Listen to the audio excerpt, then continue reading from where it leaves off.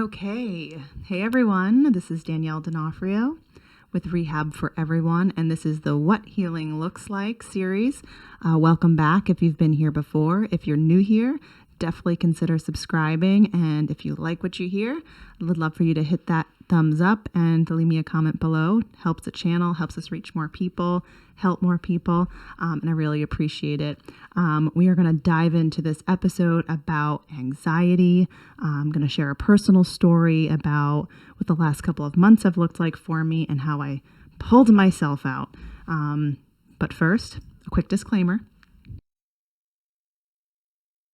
Rehab for Everyone is an online personal development and life coaching resource. I, Danielle D'Onofrio, am not a therapist or doctor, although I may interview some from time to time. I am an everyday person sharing personal experiences and the practices that have worked for me. My content, products, and services do not replace medical or mental health support from licensed professionals. Thank you and enjoy the episode.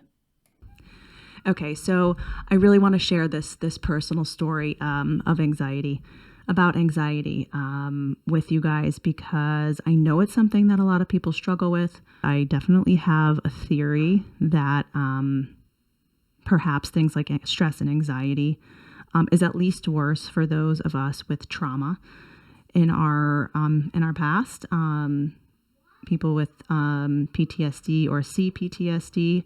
I'm not a doctor, so I don't know for sure, but it just seems to make sense based on what I've learned about trauma. I deal with things like if something triggers a trauma, subconsciously or consciously, it usually sends me into a cycle of stress, which increases my anxiety. A couple of months ago, a year, I don't know, but previously I would not have described myself as an anxious person or a person who suffers from anxiety. And I realize now that that's because anxiety is sort of my baseline. It's just my normal, and I've never known anything different. And I can pinpoint that just based on just sort of little things that I deal with in my everyday life, which I've sort of figured out over time is due to complex post-traumatic stress, which is very much under control for me at this point. But when my stress levels go up, like I just mentioned, some things pop up, like a little bit of OCD, like persistent checking of things, constantly telling my kids to be careful and being worried that something's going to happen. Things like that show up, and that's just sort of my baseline. But over the last couple of months, I had this experience of heightened anxiety where I was living every single day with this impending sense of doom, which I only use those words because I've heard it, because that's what I was feeling, but I've definitely heard other people with anxiety use that word to describe it before, and that's exactly what it is. I was using all of the tools that I knew to pull myself out of this episode, 4-month-long episode. And nothing worked. Actually, I shouldn't say nothing worked. I was doing things like I've never gone to a therapist and specifically done cognitive behavioral therapy where you sort of walk through the steps of why these anxious thoughts don't make sense, and you kind of pull yourself out that way. I was sort of doing those sort of reasoning with myself, which was helping to keep me grounded a tiny bit, but it was not easing the anxiety. I was doing my meditation. I was trying to go outside. And all of those things would sort of calm me down for a second, but it wasn't pulling me out of this 4-month-long episode. And it wasn't until I did a couple of things that I was able to pull myself out. And I am now sitting here in this chair saying that is behind me now. And I now feel like I have new tools to deal with this with. And that's why I want to share those with you today, because I think it's always really helpful to hear personal stories. I mean, the internet is not without endless amounts of articles and videos and everything you can find about anxiety. You can find it anywhere, but I think I really love to hear other personal stories because it reminds you that you're not alone. You're certainly not alone. And also it gives you sort of this perspective, or you're able to see some certain practices or belief systems through the lens of somebody else's application of those things. And someone can vouch for whether or not they've worked for them or not. And, different things are going to work for everybody. So I'm not saying that what I share today is what's going to work for you. But it definitely worked for me. And these things are now new tools in my toolkit. So let me give you a little bit of background first. Now, back in September, I got, I'm going to spare you some of the details because it's a little bit TMI, but basically I'll go back even further. I have sort of these underlying irrational health fears. Like there's certain little things that I've picked up on, probably from society, things I've read and listened to, maybe if friends and family members who had fears, like certain things have sort of rubbed off on me. So like, for example, when I had my kids, when I had my babies, everyone sort of has this thing that they're nervous about. My thing was like whooping cough. It was like it was the thing that I, for some reason, had heard about. I had like sort of latched onto that as the thing I was going to be scared of. I mean, not consciously, but that's sort of what happened. And that was what I worried about all throughout my kids' like infancy. And then I have certain things like certain types of like cancers and like things like that I have no reason, no history, but for some reason they're like been planted in my head as something that I'm afraid of.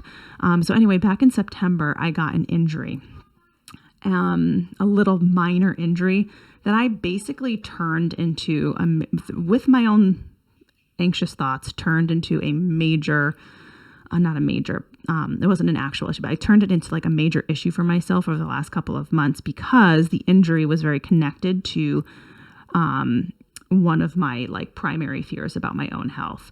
And even though there's a very obvious link between why I had this little minor injury and like the thing I did to get the injury, because it was so closely connected to this fear that I had, my brain decided to latch onto that fear and create a whole new story about what I was dealing with. Well, maybe it's not actually the injury. Maybe it's this, or maybe it's this. And actually, you should be afraid. You should be scared. And what if this happens? And, I'm going through that whole cycle in my brain over and over and over again. And it got to the point where I was sort of, one thing that I do when I'm anxious is I pace. I walk back and forth, and I guess it's a little bit of stress relief for me, but I know that that's definitely a symptom of stress and anxiety. And I was just terrified all day, every day. And it wasn't even something that, because I have this like, the fear was so intense that I didn't even want to go to like a doctor to get it figured out. I just was just stewing in my own worry, right? And if you got any of you guys who have dealt with anxiety, I know exactly what I'm talking about. It's obviously we all have different experiences, but I think it's pretty universal what anxiety feels like, right? So like I said, I was sort of going through these things. I was drinking hot tea. I was pacing a lot. I'm drinking a lot of hot tea, like cup after cup after cup. Pacing, not able to eat, and just really stewing in my own thoughts and using some of this what I know of cognitive behavioral therapy, which is just sort of asking yourself questions and answering those questions about whether or not the thoughts are reasonable and true. And I kept going through that series of questions saying, well, this issue is clearly a very obvious injury. There's no reason you should be connecting this to one of your big medical fears for yourself, right? And it made every single question I asked myself about why I was turning this into this huge worry that it didn't need to be. It was almost like cognitively I could convince myself, and I was like, obviously this is not a big deal, but like my body wouldn't calm down. And because my body wouldn't calm down, I think my brain could not, it's like my body was now in charge.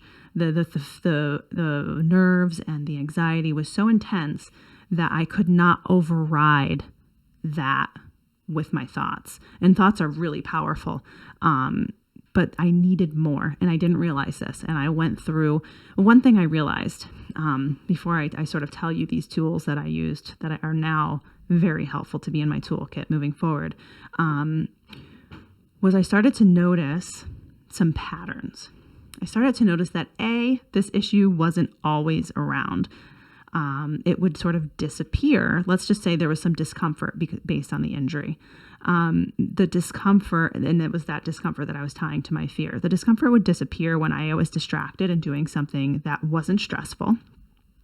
When I was relaxed, like laying down watching TV, like, playing a game with my kids, having a deep conversation with somebody, I did not have the discomfort. But the second I started to do something that was stressful, like there's a project that I have going on that's a little bit stressful. When I would sit down and work at the project, all of a sudden the discomfort would show up, and then I would connect it back to the fear, and I would start the thought stewing, right? And the anxious feelings.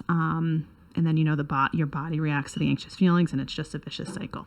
So I started to track that pattern and realize that, okay, there's clearly something going on here with stress.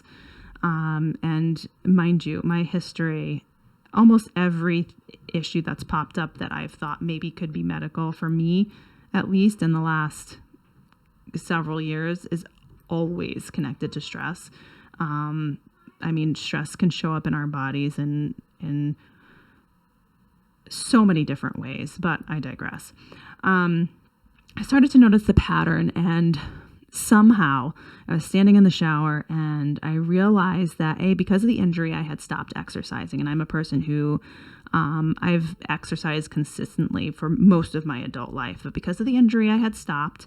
And I also realized that I was probably drinking too much caffeine. And the reason I started to think about the caffeine was because I was connecting the anxiety and the thought cycles to the stress, and caffeine can impact stress. I think it activates your adrenals or something like that. So I had this thought, like, okay, when I get out tomorrow morning, I need to wake up, I need to work out, and I need to ditch the coffee for at least a little while.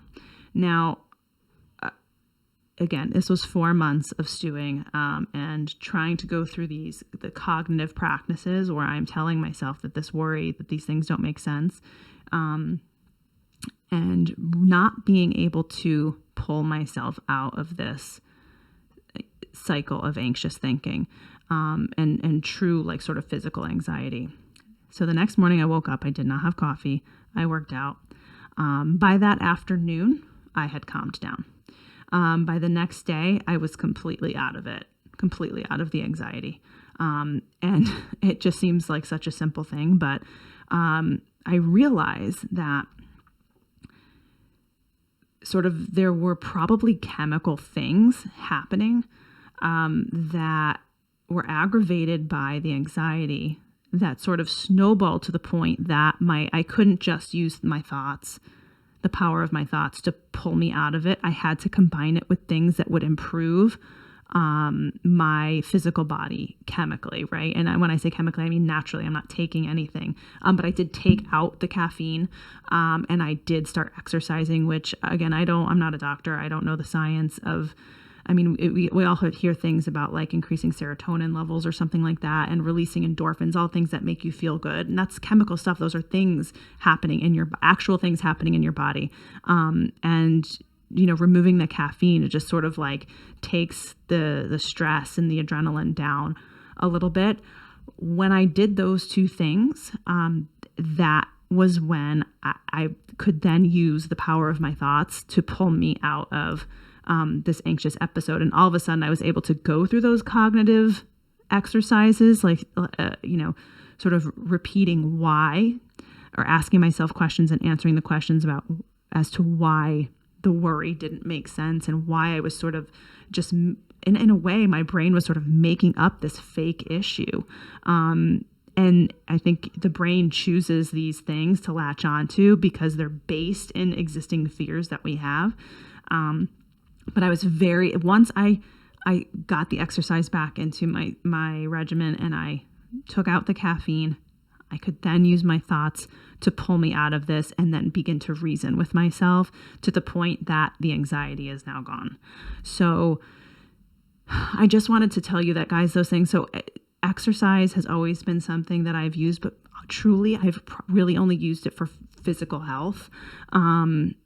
it's never been something that I go to religiously just because, or actually really at all, because it improves my mental health.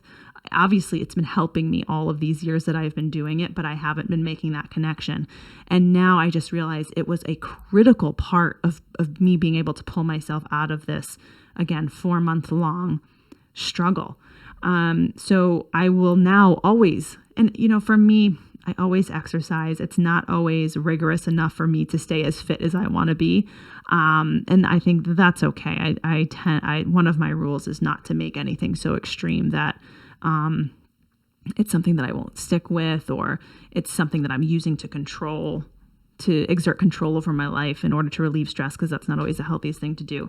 But I will now, probably for the rest of my life, see and remember exercise, at least 30 minutes of walking, or if you're not doing anything, just start doing something. Talk to your doctor if you need to.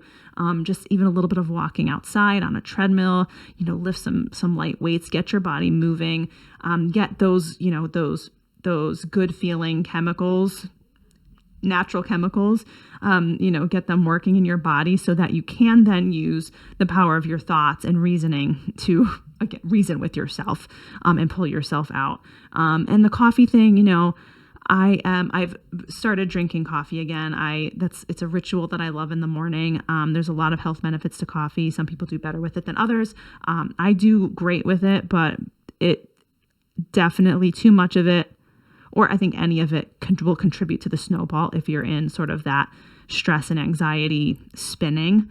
So I think I ditched it for like 10 days, and it was great. And then I've worked it back into my daily routine at this point. And it's, for me, it's a nice mood boost. And again, I like that little boost of energy. And again, it's the morning ritual that I really enjoy. So I really wanted to get it back into my routine, but it was critical to take it out for a little while, to help myself be able to, again, use my thoughts to pull myself out of that situation, that anxious situation. So, exercise, take out the coffee even temporarily, just to get your body back into a place where you can reason with yourself. So, man, I'll tell you, this episode with anxiety was definitely an eye opener. Again, I think anxiety is sort of baseline for me, but it's sort of like this constant hum that I now realize has always been my normal. And I've always sort of dealt with this anxiousness, but I never really recognized it because it was my normal. But going through this episode of like heightened anxiety, or this, feelings of impending doom, or being very, very, very afraid, every single day for months in a row, I have a newfound sense of understanding, I would say, for people who deal with this all the time. I would say that was probably some of the worst months of my life. I mean, it was very difficult, very, very difficult. It is not a good feeling to be anxious. So I see you, I hear you. You are definitely not alone. I mean, almost everybody I talk to nowadays says that they suffer from some degree of anxiety, and I'm sure it has to do with the way that society is structured, the way that we live, the way that we push ourselves, the stress and pressures that are on all of us, especially right now and what's going on in the world. But you're not alone. There are things that you can do. Talk to your doctor, but also get into some healthy habits and just do something different.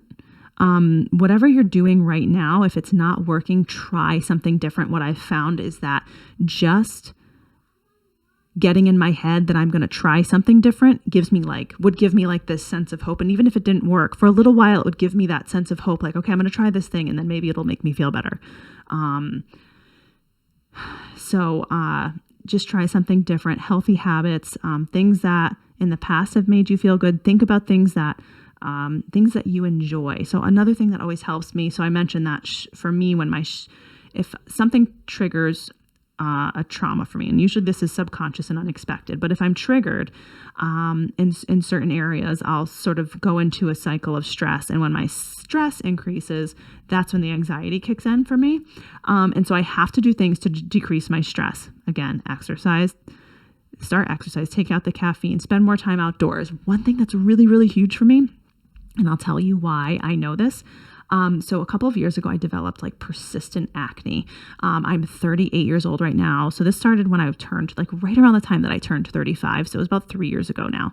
I'm not 38 yet. I'm 37. I'm turning 38 in a couple of weeks. I always make myself older than I am. Anyway, so I developed this acne, and it was because I was going through a very, very stressful time, dealing with an ill parent. And it was just very difficult. So I did not connect the acne to the stress at the time. Actually, I didn't connect it to stress for another probably 1.5 to 2 years. But I started to realize, and one of the ways I started to realize that it was actually stress. And I mean, I went through diet changes. I tried all these different creams and medications, and nothing would stop me from breaking out. I noticed that one thing that would stop me from breaking out was when I was watching some sort of funny television at night. And it sounds so weird. And I tell my husband and be like, okay. But I realized when I was like binge watching a really funny TV show like The Office or New Girl or something that really made me laugh out loud every single night, all of a sudden my face would clear up and I would have no acne. I would have beautiful, clear skin. When the show ended, if I went and watched something stressful like Blacklist or something like that, I would start breaking out again. So I started to realize, this is definitely connected to like my mood and how I feel. And so I now every night, it's like a rule for me. It's part of my self-care that I have to watch lighthearted or funny television, preferably something that makes me giggle or laugh out loud. And that must do something. I mean, obviously it does something to your hormones and your chemicals in your body. And it reduces my stress. It keeps my skin clear. When my stress is low, not only do I have clear skin, but my anxiety is lower too. So I'm going to give you those 3 tips today. So get some exercise. If you need to talk to your doctor about if you've never exercised before, or you just feel like you need to talk to your doctor about the best way to start, do that, but make sure you get moving on that. It's so important to move your body, and it's not just about physical health, but obviously there's so many physical health benefits too. This is about mental health. If you're in an episode of anxiety, you need to improve the what's going on internally. Boost those feel-good chemicals naturally through things like exercise so that you can then use the power of your thoughts to pull you out of whatever you're struggling with, okay? Ditch the caffeine, at least temporarily. It just makes... It's a great... I love coffee. I love the effect of a little bit of caffeine. Gives me energy, mood boost. But if you're in a stressful period and you're suffering from anxiety, it can make things worse. So even if you reduce it, but I recommend taking it out for a couple of days, maybe taper off so you don't get headaches. But I think that's important. And then also figure out a way to laugh. Okay. Even if it's putting on a funny television show. Like I mentioned, my 2 favorites that really make me laugh out loud are The Office and New Girl. For some reason, those shows just make me laugh. We just started Ted Lasso and I did laugh out loud a couple of times, but we're only like 2 episodes in.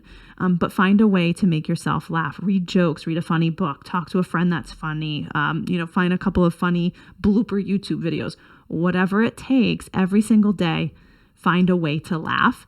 I think it's got to be so far powerful. I'm telling you, it clears up my acne. I wish I had pictures, but I never took any pictures when my face looked like horrible. I never took any pictures because I always had makeup on covering it. But I'm telling you, within days of watching a funny show and laughing every night, my skin would clear up. So those are my three tools for you. If you're suffering right now with anxiety, always talk to your doctor. Remember, I am not a doctor. I'm just a regular person sharing everyday experiences and the practices that work for me. These are 3 practices that just right now in the last couple of weeks have pulled me out of a very difficult 4 months, and have worked in the past for me also. So I just wanted to share those things with you guys. Again, I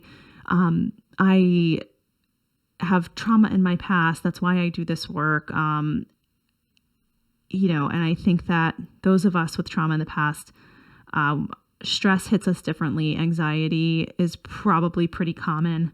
Actually, I mean, I can tell it's common just based on some of the support groups that I'm in and people that I've spoken to. And it's important that we find ways to deal with that stuff because we deserve to have a happy and relaxing and peaceful life. And it's just up to us to figure out how to do that, how to sort of wade through the noise of the stress and the trauma and figure out how to journey into peace and happiness. And we absolutely can do it. It's just a matter of figuring out how. And it's a little bit different for all of us. But people like me, there are tons of people who have sort of gotten to a stage in their journey where we've sort of figured out, I figured out I figured out a sense of awareness in myself. I know what triggers me. I know what's caused my trauma. I know when something shows up as a trauma response. I know when that trauma is causing stress and anxiety, and I can kind of, even though it may take me a little while, I can find my way out, and you guys can find your way out too, I promise. So reach out if you need support. Head over to the website, rehabforeveryone.com. I'll include links in the description. I do have a free ebook, the Rehab for Everyone Lifestyle Approach to Healing and Personal Development. You find some pretty actionable steps in there.